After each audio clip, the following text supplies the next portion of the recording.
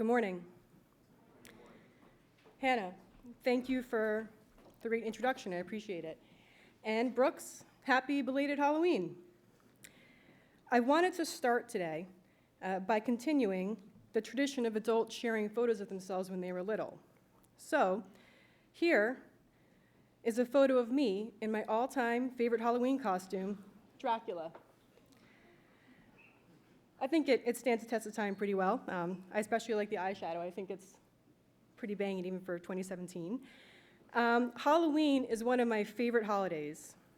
I love that we pause each fall to spend a night watching scary movies and stabbing innocent pumpkins and dressing up in costumes and sending our children out to demand candy from our neighbors. But why do we do this? Well, it's because we're doing more than just that.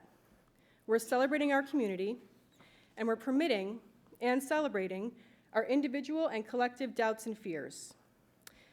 Now, Halloween happens at a certain time of year, right? It's that gray area between fall and winter, between the harvest and the frost, between the long days and the long nights, and between life and death. We actually saw a real-time example of this on Monday, when the wind and the rain knocked out our power here at Brooks.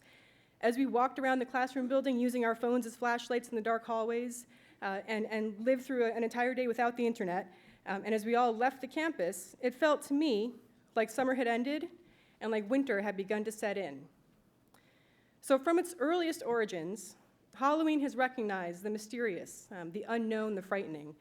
Throughout its history, Halloween has also given people a chance to congregate, to come together with their neighbors and celebrate the bonds of their community before they burrow into their houses against the ever longer, ever colder night. So humans have a primal fear of the night.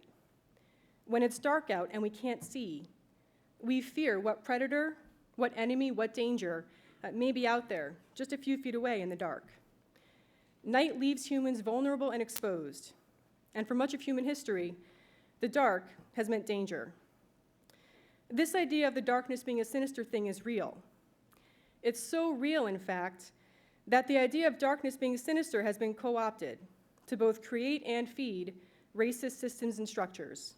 We've witnessed throughout history and into the present how easy and how subconscious it is for people to tap into that primal fear of the darkness, which manifests itself in racism and racial discrimination.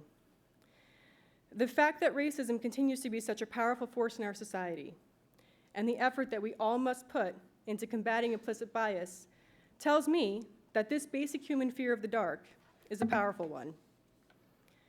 Today, though, I want to offer an alternative.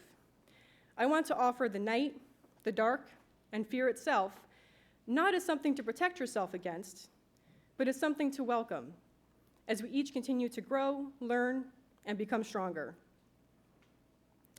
People have been celebrating these themes that Halloween illustrates, community and joining together against fear, all over the world, in many different cultures for a long time. And Haley, thank you very much for your speech on the Day of the Dead. That was really, really great, and I appreciate it also. I want to talk specifically, though, about an ancient Celtic festival. Now, the Celts, who lived 2,000 years ago in Northern Europe, celebrated their new year on November 1st. The summer was over, the harvest had ended, and the winter, a dark, cold time associated with death, was beginning. On the night before their new year, so the night of October 31st, the Celts believed that the wall between the world of the living and the world of the dead became permeable, and that ghosts would return to the world of the living. To these ancient people, this night before the new year encompassed a lot of pretty heavy emotions: celebration of a bountiful harvest, an acknowledgement of a life after death, an uncertain hope for the future, and a collective buttressing against the coming winter.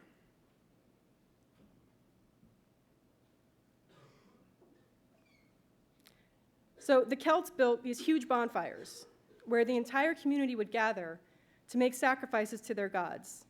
They would also wear costumes and tell each other's fortunes. The Celtic people celebrated their community as much as they did their ghosts.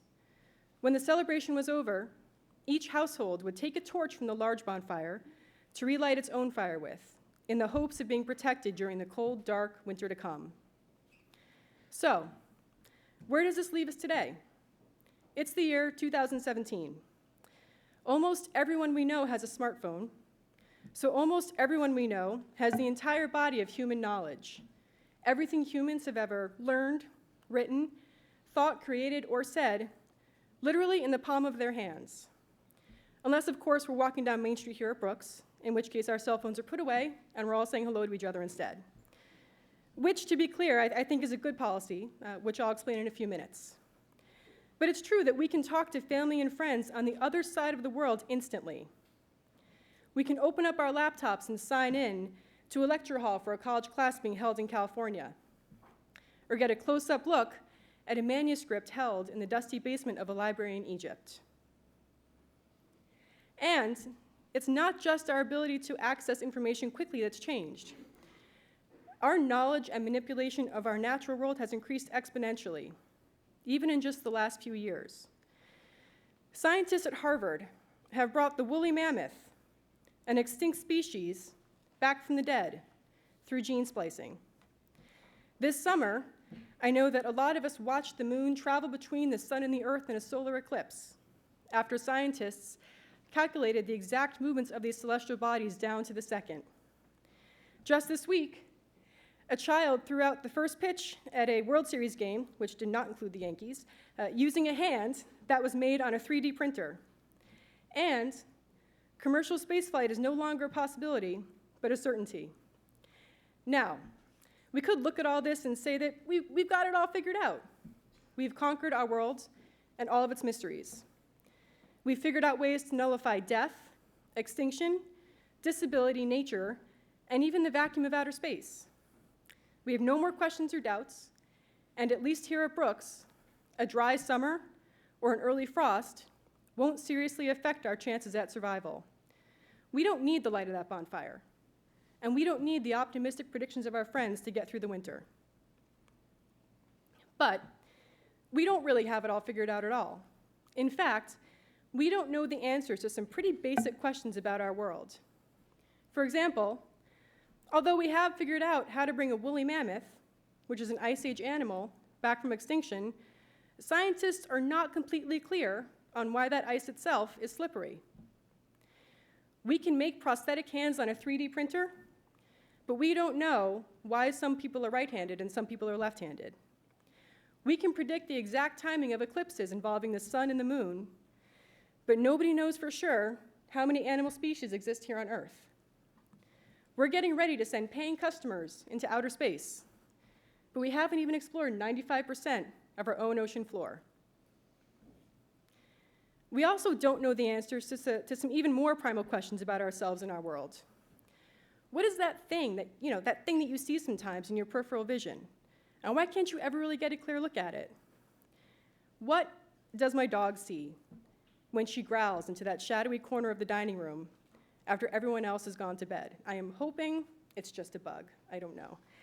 That whistling sound that you hear in your dorm late at night, is that just the wind coming off the lake, hitting that weird angle of the roof just so and rushing down the rain gutter? Probably. Probably? Why do we sometimes feel like there's someone or something right behind us, coming for us, reaching for us, even when we know for a fact, that we're alone? Maybe this is why my son, who is 2.5, won't go to sleep without the lights on. Maybe this is why all the kids in my 5-year-old daughter's summer day camp group here at Brooks ended the summer absolutely convinced that a witch lives on that tiny island in the lake across from our boathouse. And from what I hear, they are not the first group of Brooks summer day campers to believe this. And maybe this is why I avoid that one dark, shadowy corner of the dining room. This crack of doubt in the sturdy foundation of what we know. Maybe this is what today's Halloween is all about. We set aside time to acknowledge our doubts.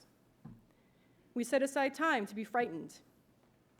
We set aside time to just let ourselves just not know the answer and to not have control. And we set aside time to do this as a community, to tell each other that, well, I also don't know what the dog is looking at, but wow, does that freak me out too.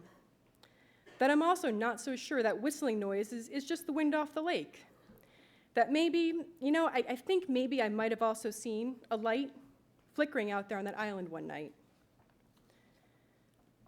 Halloween is a chance to confirm and celebrate with each other that we don't know all the answers, that we're vulnerable, that we can be frightened, that we're human, but that it's okay because we're unknowing and vulnerable and frightened and human together.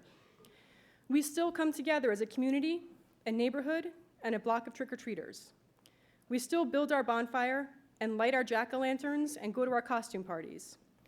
We still give each other cheerful good wishes as we pass out candy. And we each go home with, if not a literal burning ember for our fireplace, the knowledge that we're not alone, and that we'll be there for each other through the long nights and the cold days of winter.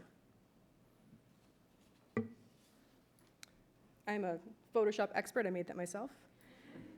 Here at Brooks, we don't celebrate Halloween every day, in the sense that we don't put on costumes and go trick-or-treating and eat candy every day.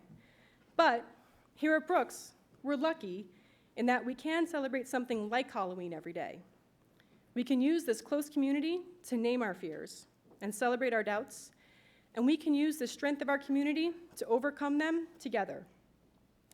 Now, your fears don't have to involve apex predators or dwindling food supplies, frigid Northern European winters, or even the potential of witches living out on that lake. But I am 100% sure that every person, every human in this building has a fear or a doubt, and that every person, every human in this building has their own personal Halloween. So, this morning I ask each to consider, what's your Halloween? Is your Halloween making a team? Is your Halloween living away from home? Is your Halloween being the first person in your family to go to college? Or is your Halloween getting into the same amazing college that both your parents went to? One of my many Halloweens, to be honest, is giving a chapel speech. You never really know how you'll do up here or whether people will like it. So I went ahead and I signed up to give this chapel speech because I knew that this community would have my back. So explore your doubts during your time here. Acknowledge and celebrate your fears. It's not that bad, I'm telling you. Trust your community. Join together against the scary, the intimidating, the unknown. Against that voice in your head that tells you to stay comfortable and to stay in the light, where you can see what's coming and you can see what's around you. Help each other feel better, stronger, and less vulnerable. Share time together. Share what worries you. Share what inspires you. And share what you can do to help each other get through the winter. Happy Halloween, Brooks. Thank you.